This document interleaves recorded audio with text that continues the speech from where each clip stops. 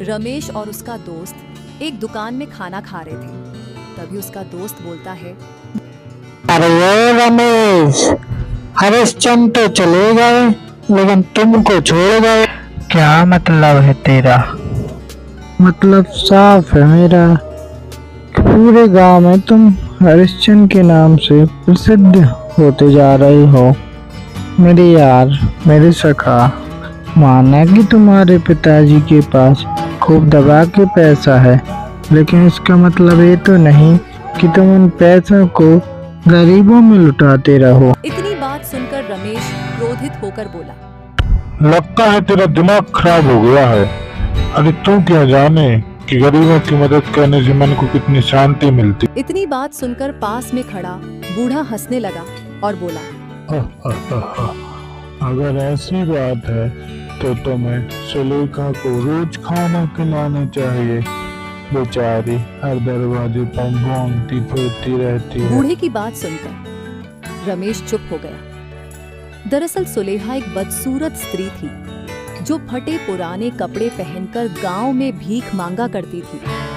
वह कहां से आई थी किसी को कोई पता नहीं था। इतनी बात सुनकर रमेश गुस्से से बोला, आपको क्या लगता है कि मैं सुलेखा को खाना नहीं खिला पाऊंगा? ठीक है, तो सुनो, आज से सुलेखा को खाना मैं ही खिलाऊंगा। और इतनी बात कहकर रमेश वहां से सुलेखा के पास जाता है और कहता है, सुलेखा, आज से तुम्हें भीख मांगने की कोई जरूरत नहीं है। मैं रोज तुम्हें भोजन दे जाया करूँ। आपको मेरे लिए खाना लाने की कोई जरूरत नहीं है। आप तो जानते ही हैं कि गांव के लोग मुझसे नफरत करते हैं और गांव के लोग आपको भला बुरा कहेंगे।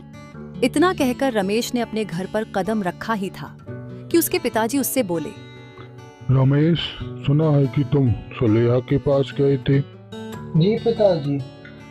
अरे तुम्हें हो क्या गया है?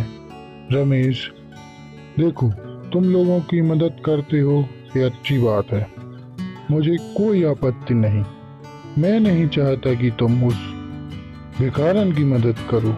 अरे वो कहाँ से आई है? वो हमारे गांव की है ही नहीं, किसी को कुछ पता है ही नहीं। उससे क्या फर्क पड़ता है पिताजी? फर्क पड़ता है रमेश। कुछ समय पहले उसका कोई नाम तक नहीं जानता था और एक दिन मैंने उसके बारे में पूछा तो उसने मेरे मुंह पर साफ साफ इनकार कर दिया। वो कहती है कि मैं कुछ नहीं बता सकती हूँ। पिताजी, मैंने सुलेखा को वचन दिया है कि मैं रोज उसके घर पर भोजन ले जाया करूँगा।